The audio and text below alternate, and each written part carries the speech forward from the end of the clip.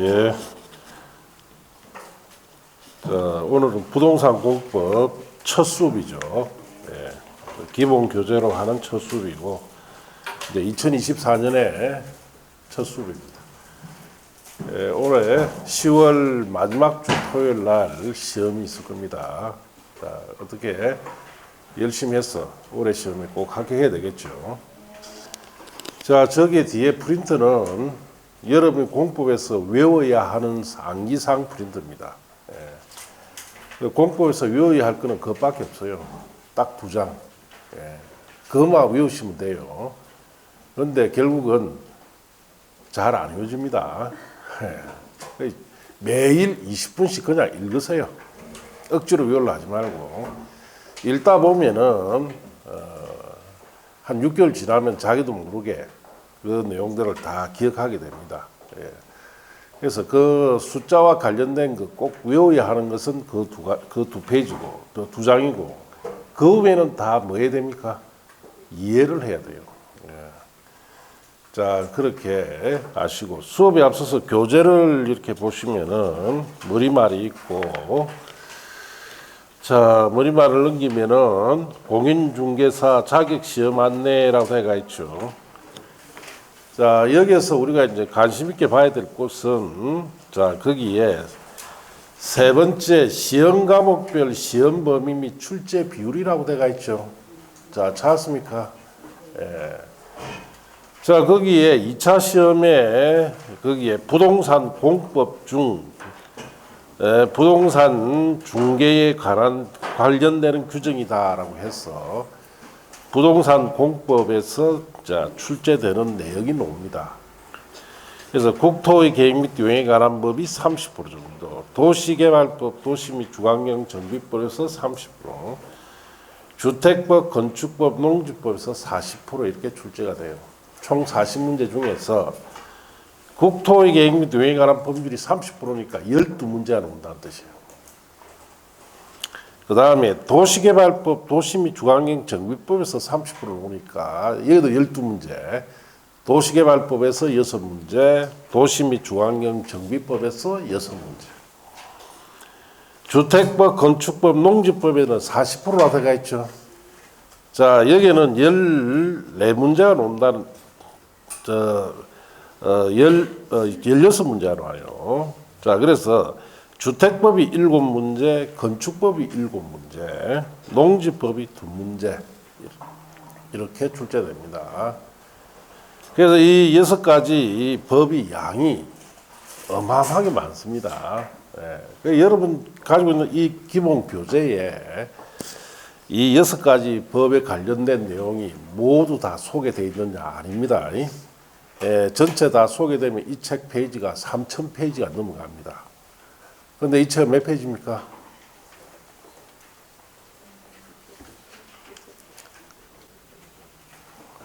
예, 600페이지 좀 되죠? 그럼 나머지 약 2,000 몇백 페이지는 이 책에 없어요. 예. 그럼 책이 없는 부분 시험에 놓느냐? 네, 놓습니다. 그럼 어떻게 돼요? 틀리세요. 뭐 맞출라 생각하지 말고 책에 없는 거 억지로 맞추려면은 이 공부 오래 해야 됩니다. 내년, 그러니까 올해 2024년 10월달 시험에 1차든 2차든 바로 합격하려면은 책에 없는 거 놓으면은 그냥 틀리세요. 예. 그냥 틀리면 좀 아까우니까 제가 나중에 이야기해 줍니다. 번호 하나 딱 정하는 방법을 이야기해 줘요. 그 번호 딱 정한 대로 딱 전부 다 그 번호 하나 쫙 하고 끝내세요, 그냥. 예. 그럼 억지로 그 모르는 문제 맞추려고 하면 안 됩니다. 왜?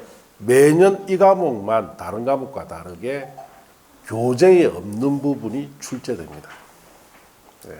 그렇기 때문에 여러분들이 학습하실 때 내가 맞출 수 있는 문제 중심으로 학습하시면 된다, 이렇게 하시면 되고, 그럼 내가 얼마나 맞춰야 되느냐? 40문제 중에서 한 20개 정도만 맞출 수 있으면 그분 합격합니다.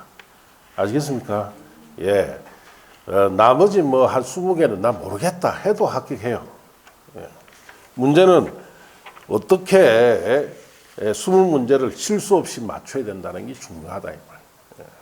그래서 작년 34회 시험에 잠시 어떻게 출제됐는지 소개되면은 총 우리가 34회 시험에서는 40문항이 나왔어요. 40문제. 이게 지문이 5개니까 지문수로 하면 총 몇 개다? 200개 지문입니다. 200개 지문. 200개 지문 중에서 여러분이 시험에 한 번이라도 기출된 부분이 있고 한 번이라도 출제되지 않았던 부분이 있습니다. 자, 그래서 기출된 부분은 200개 지문 중에 어느 정도 나왔느냐? 기출된 지문은 111개인가 이래 나왔어요. 111개.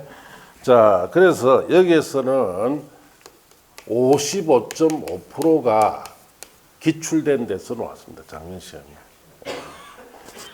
자, 그 다음에 출제되지 않은 부분에서는 그러면 얼마나 나왔느냐? 89개 지문 나왔어요. 자, 그러면은 여기는 프로테이즈 따지면 44.5%. 자, 그럼 여기서 이제 여러분 아셔야 될 것이 기출된 것만 중심으로 공부하면 합격하기 어떻다? 어렵다는 뜻이 돼요. 그래서 이 기출된 부분이 뭐 55.5%니까 이거는 뭐 기본적으로 맞춰야 된다 이 뜻이에요. 자, 그리고 출제되지 않는 부분에서도 당연히 나옵니다. 그래서 44.5% 정도가 이렇게 나왔어요.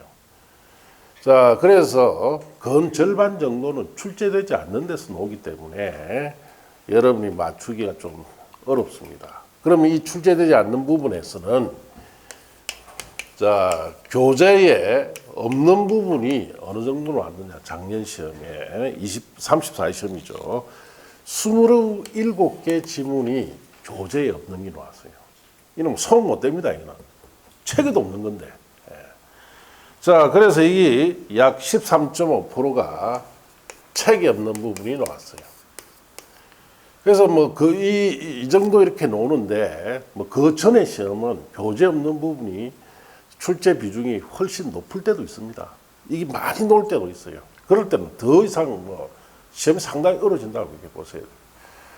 자, 그래서 교재 없는 부분이 이 정도 나왔고, 자, 그래서 여러분이 기출된 부분 뭐 이것도 공부를 해야 되고 출제되지 않는 부분에서도 여러분 맞출 수 있는 건 좀 맞출 수 있도록 공부를 해야 됩니다.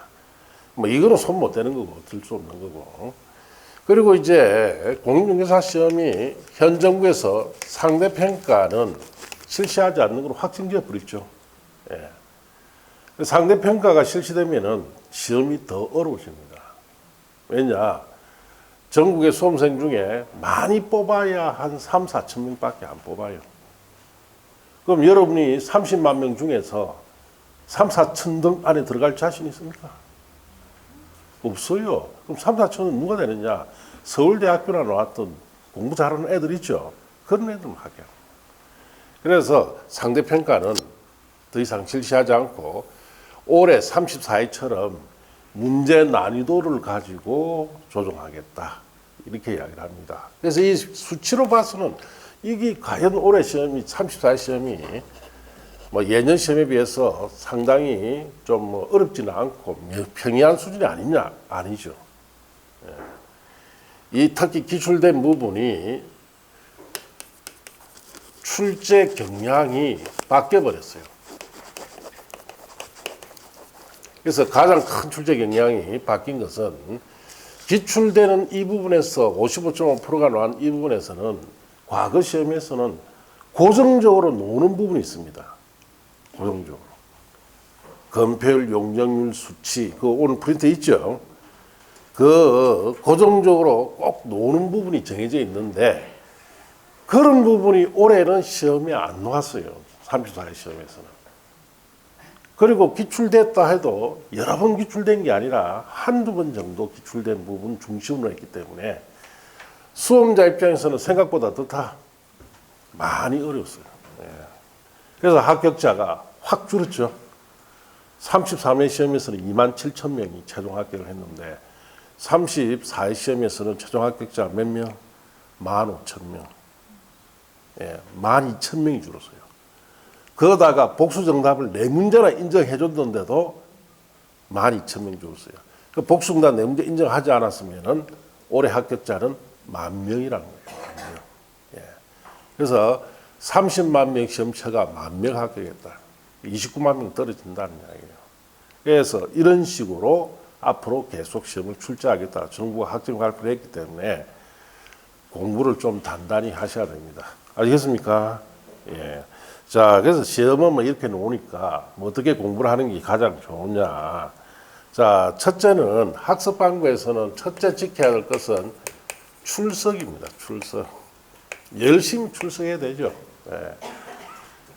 자, 여러분이 출퇴근하듯이 꼬박꼬박 학원에 오는 것이 생각보다는 여러분 학습하는데 가성비가 높아집니다.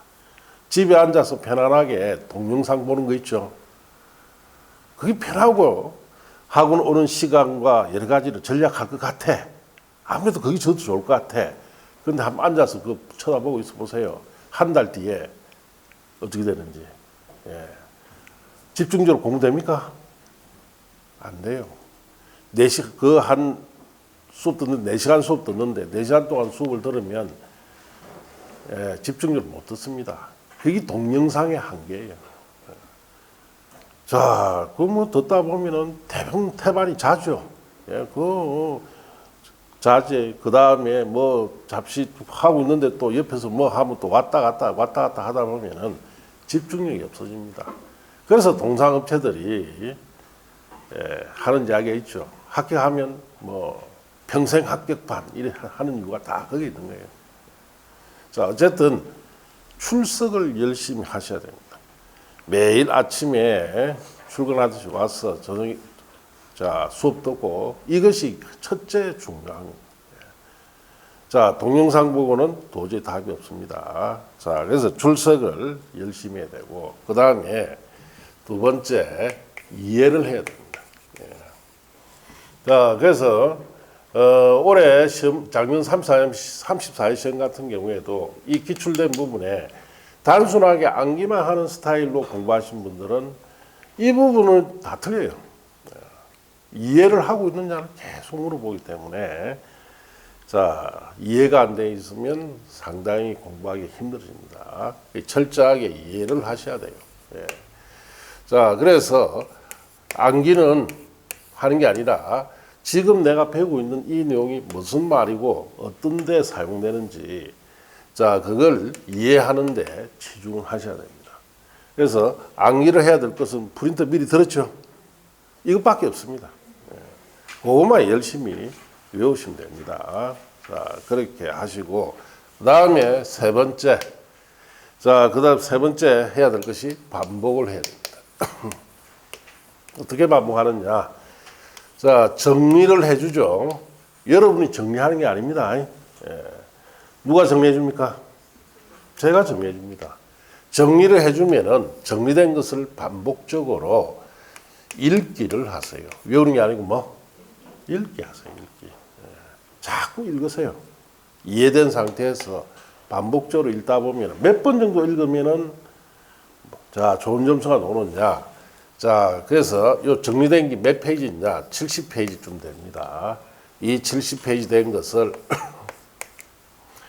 한 10번 정도 읽기 하시면 돼요.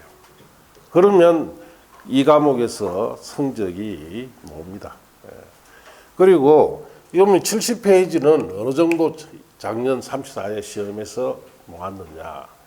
70페이지에서 74.5%가 여기에서 나왔어요.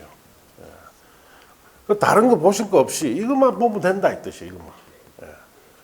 그래서 제 수업은 그래요. 열심히 출석해서 이해 많이 하시고 정리해주면 이걸 가지고 반복적으로 읽기만 하면 돼요. 여러분은 아주 단순하게 공부를 하는 것이, 빨리 합격하는 것이 방법. 70페이지 정리해준 거 이거 가지고 읽을 수 있으면 된다. 지금은 그러면 이해가 안 된 상태에서 읽을 수 있느냐? 읽을 수가 없죠. 그래서 70페이지를 정리해주면은 이걸 가지고 그냥 반복적으로 읽기만 하면은 74.5%가 저기서 나왔기 때문에 여러분이 60점, 70점 받는 것은 쉽게 받을 수가 있습니다. 자, 그리고 여기에 교재 없는 이런 부분 시험 놓으면은 당황하지 마시고 내가 아는 거 푼 문제가 한 24개 풀었다. 그럼 푸는 거 1, 2, 3, 4, 5. 자, 나는 4번이 딱 한 번밖에 안 나왔더라. 그럼 나머지 한 5문제는 나 이거 모르겠더라. 그러면은 15문제 전부 다 몇 번? 그냥 4번 하면 돼요. 그런데 뭐 지금 고개 끄덕끄덕 하죠. 나중에 대보세요. 5개는 4번, 5개는 3번, 5개는 2번.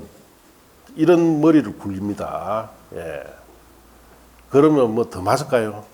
하나도 안 맞습니다. 예.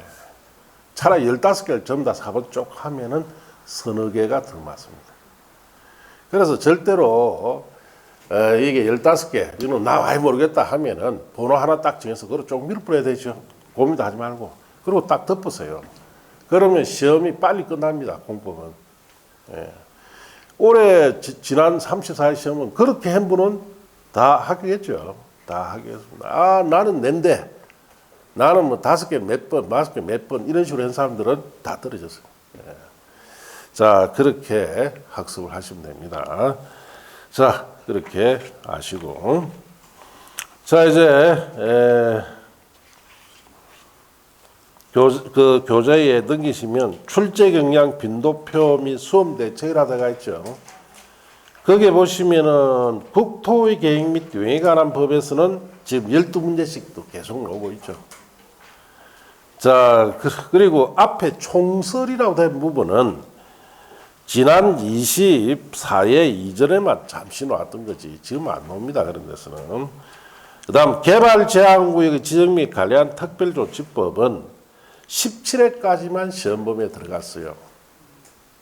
그래서 지금은 시험범위 아니고, 그 다음 도시개발법에서는 6문제씩 계속 나오고, 도시 및 주거환경 정비법은 6문제, 자, 그 다음에 건축법 7문제, 주택법 7문제, 산림법은 시험범위가 이제 아닙니다. 그 다음 산지관리법도 아니에요.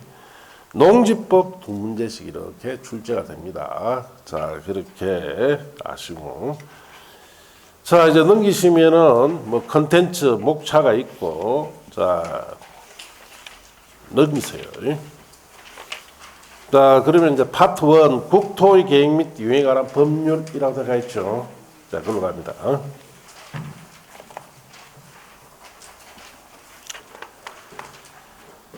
자, 그래서 국토의 계획 및 유행에 관한 법률에 들어가기 앞서서 우리가 지금 배우는 이 과목은 부동산 공법이죠. 자, 여러분이 공법 공부 제일 처음 할 때 꼭 알아야 될 게 하나 있어요. 그것부터 짚고 넘어갑니다.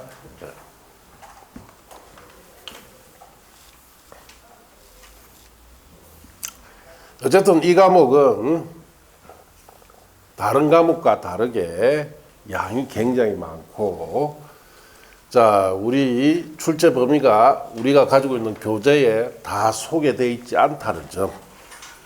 그리고 시험에서는, 자,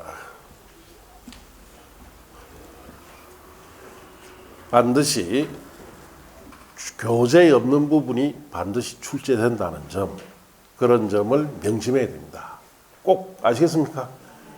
그래야 여러분이 빨리 이 과목의 특성을 파악해서 합격할 수 있는 거예요. 예. 자, 그렇게 하시고. 먼저 알아야 될 것이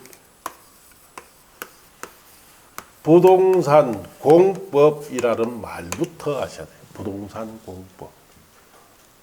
자, 그래서 이 부동산 공법은 부동산이란 말과 공법이 합성이에요. 자, 부동산은 뭡니까? 움직일 수 없는 동산이다.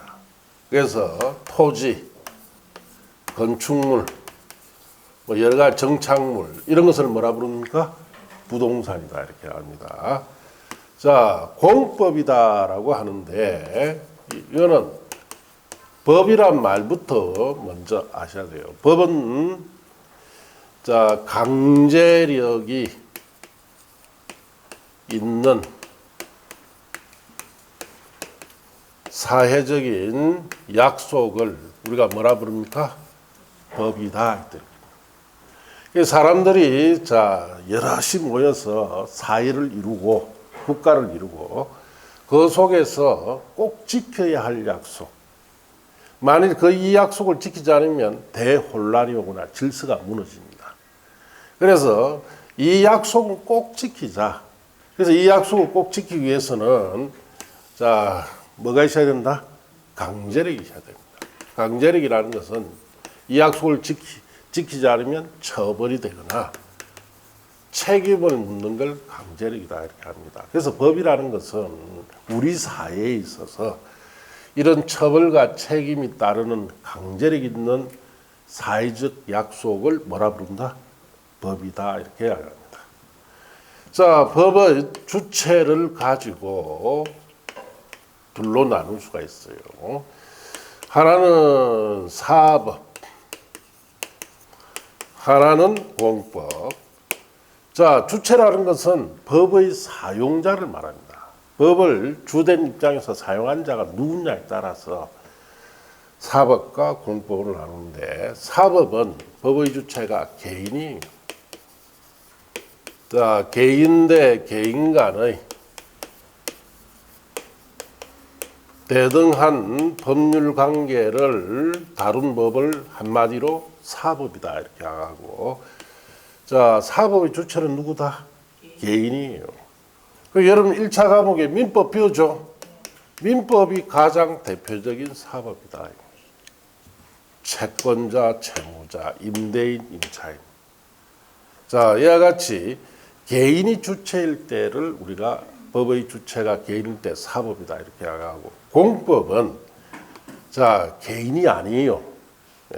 국가기관.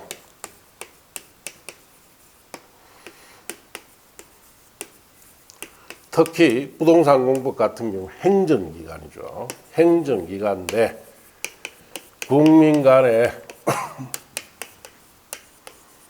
수직적 법률 관계를 다룬 법을 뭐라 부른다? 공법이라고 합니다. 이 공법의 주체는 국가기관인 행정기관이 자 공법의 주체다 이 뜻이에요.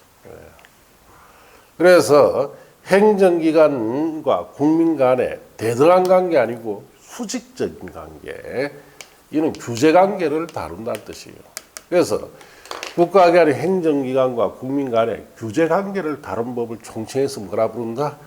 공법이라고 합니다. 그래서 공법의 주체는 행정기관이다라는 것을 명심해야 돼요. 자, 그래서 사법 같은 경우에는 위반했다. 개인 대 개인 간의 법률 관계 위반하게 되면 처벌이 되는 게 아니고 이게 뭘 물어요? 책임을 묻습니다. 그래서 여러분 난주 1차 과목을 공부를 하시면은 채무불이행 책임, 손해배상 책임이 나옵니다. 그런데 공법 같은 경우에는 위반하면은 뭐가 된다? 처벌이 됩니다. 징역을 가야 되고 벌금을 맞고 이렇게 해야 돼요. 그래서 여러분 자, 그 교재에 잠시 보시면은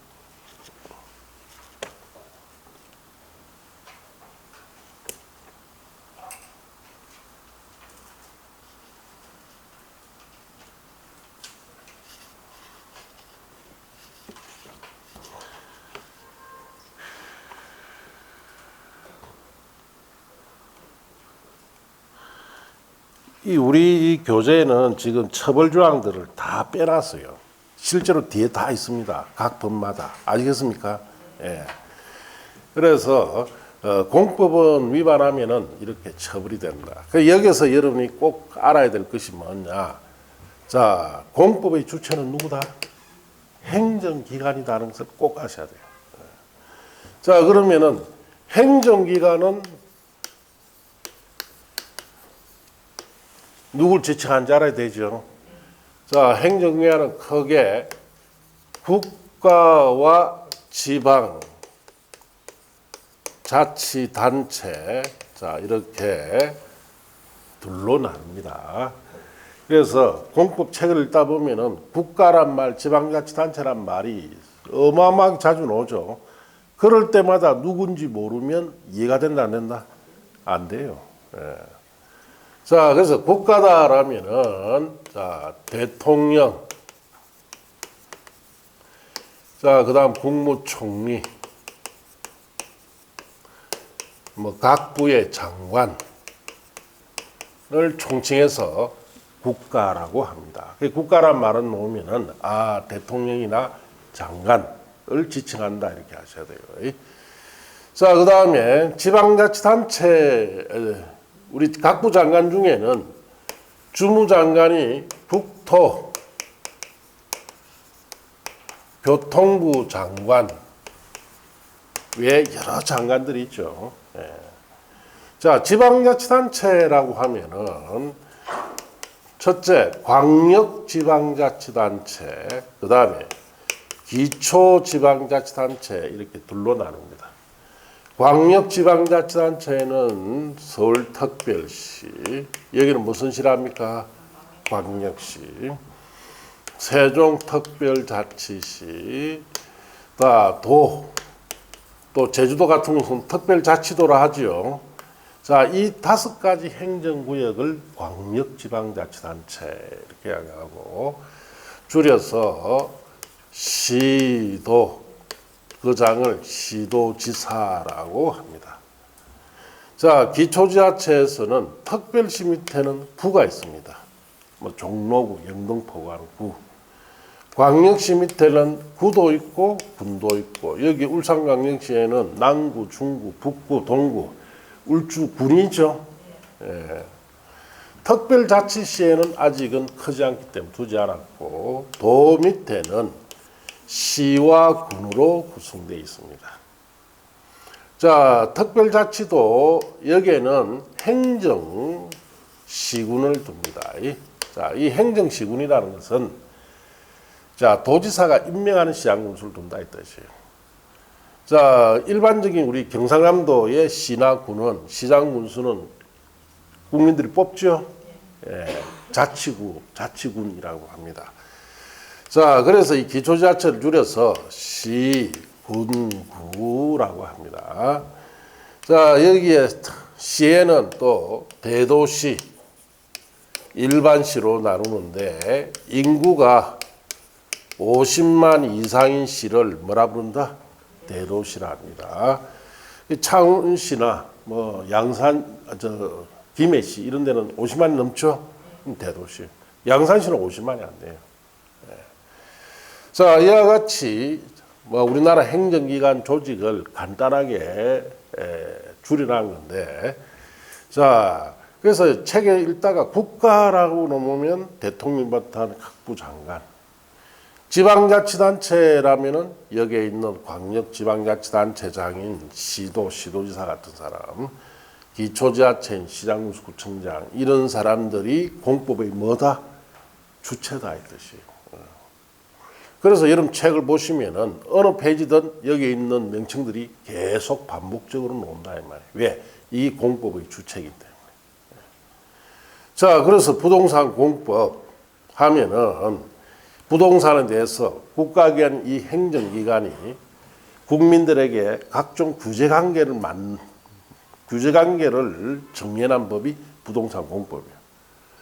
그럼 대통령에서 장관이 규제할 수도 있고 여기 있는 시도지사, 기초지방자치단체인 시장군수, 구청장이 규제할 수도 있죠.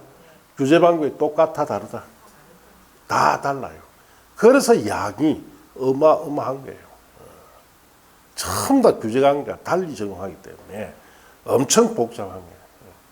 이걸 외워서 공부를 한다? 안 됩니다. 이해를 하셔야 돼요. 이해를. 그래서 어떤 말이다라는 것을 이해를 해야 여러분들이 빨리 학교할 수 있습니다. 자, 그러면 우리가 이제 정리를 해봅시다. 부동산 공법이다라는 말은 어떤 말인지.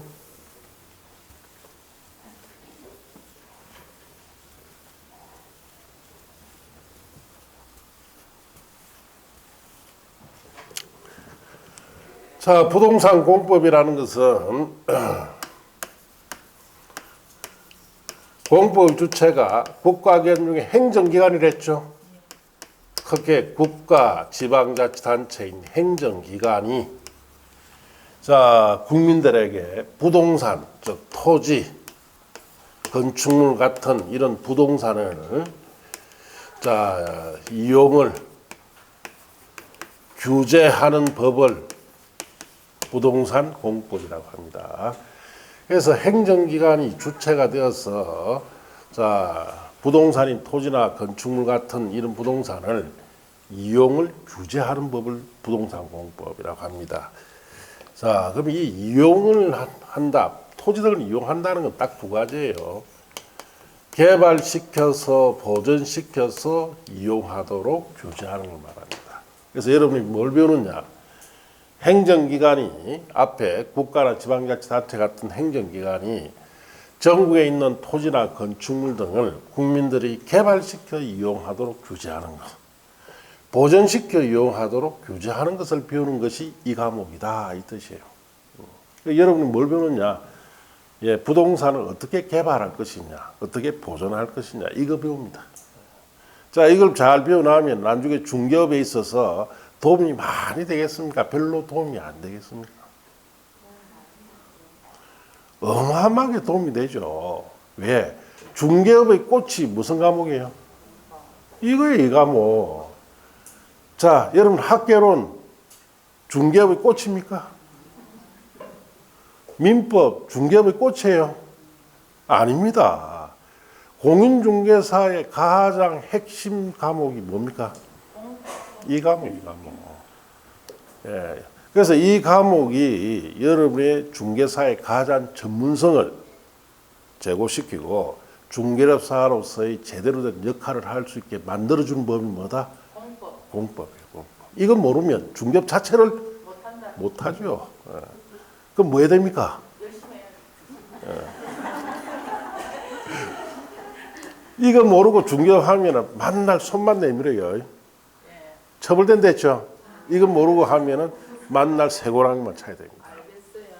그만큼 중개업에서 아주 중요한 내용입니다. 그래서 여러분 부동산 공법 하면은 행정기관인 국가지자체가 토지나 건축물 같은 부동산을 어떻게 개발시켜 이용하도록 규제하는 거냐, 보존시켜 이용하도록 규제하는 것을 배우는 것이 부동산 공법이다. 이것부터 명심해야 됩니다. 그렇다면은 행정기관이 여기에 어느 지역에 여기에는 개발시키자, 여기에는 보존하자, 이걸 규제를 해야 돼요. 어떻게 규제를 할까요? 규제 방법. 법으로 하면은 참 좋을 것 같은데 안 좋아요. 왜냐? 법이라는 것은 쉽게 개정할 수 있다. 더 쉬운 말로 쉽게 바꿀 수 있다. 바꿀 수가 없어요. 개발하다 보면은 이 지역에 개발하다 보니까 여기 개발해서는 안 되겠다. 그럼 보존을 바꿔야 되죠. 이렇게 그때 맞게끔 바꿀 수 있어야 되는데 법이라는 것은 개정하기가 너무 힘듭니다. 그래서 법으로 이 방법을 정할 수는 없어요. 그럼 뭐로? 그럼 뭔가 특별한 규제 방법이 필요하겠죠. 그래서 우리나라는 기본적으로 두 가지 토지 이용의 기본 제도 두 가지를 도입을 합니다. 이 첫째가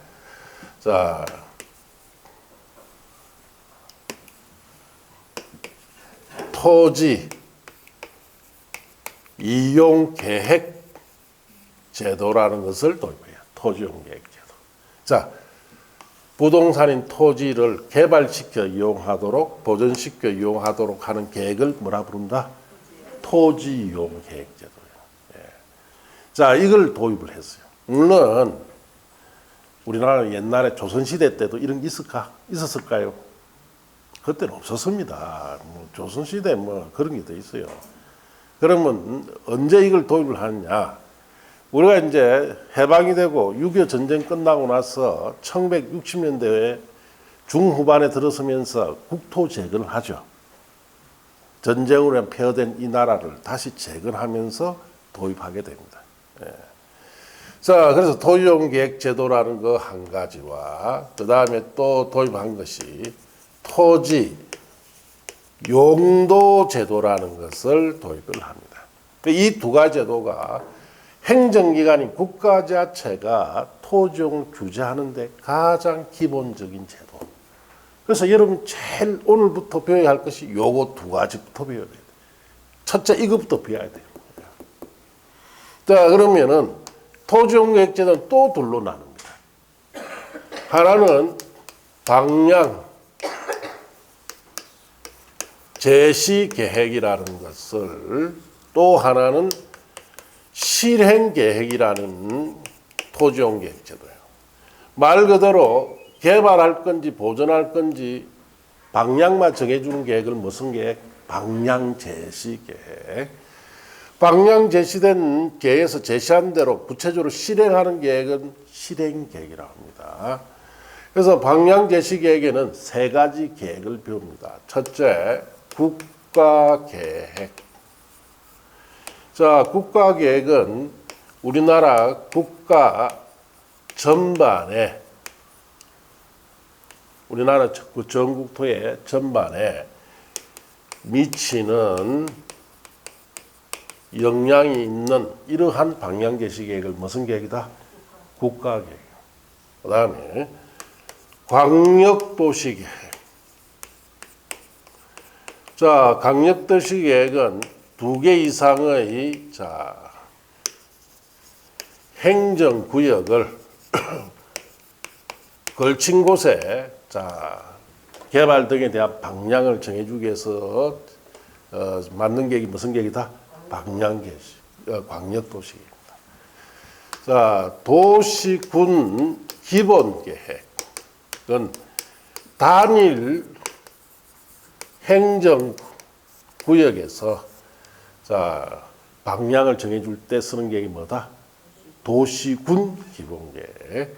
그래서 국가 전반적인 영향이 큰 방향 제시계획을 국가계획이라고, 여러 지역을 묶어서, 여러 행정구역을 묶어서 방향을 정해줄 때 쓰는 계획이 광역도시계획이고, 그 다음에 단일한 행정구역 내에서 방향을 정해줄 때 쓰는 계획이 무슨 계획이다?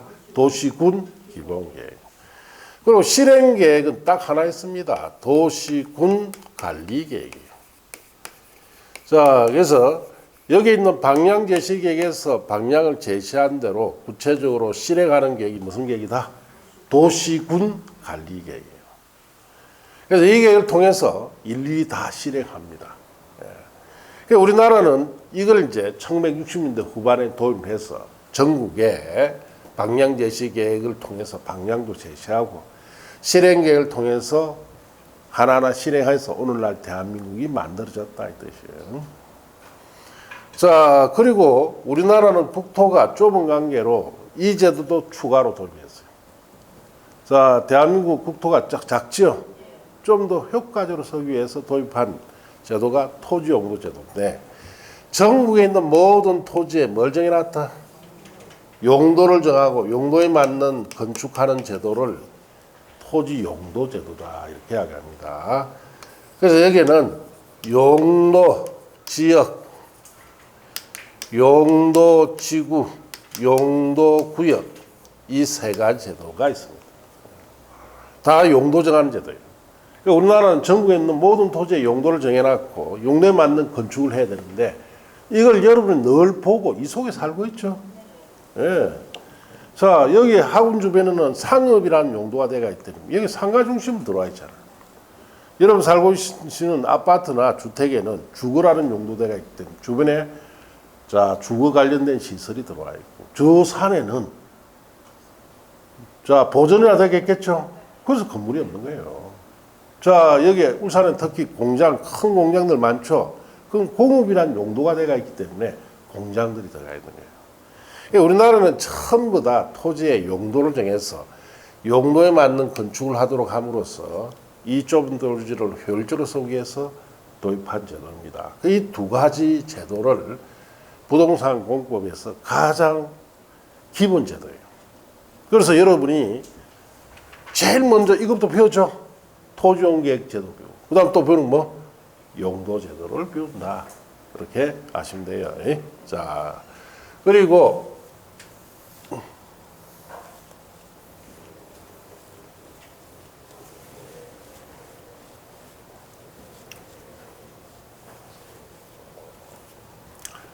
자, 이 두 가지 토지용 계획 제도와 토지 용도 제도를 바탕으로 자, 보전이라고 정해놓은 것은 뭐 해야 됩니까?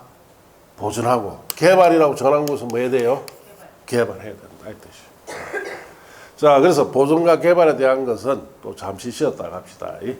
칠판은 요는 그대로 두세요. 예.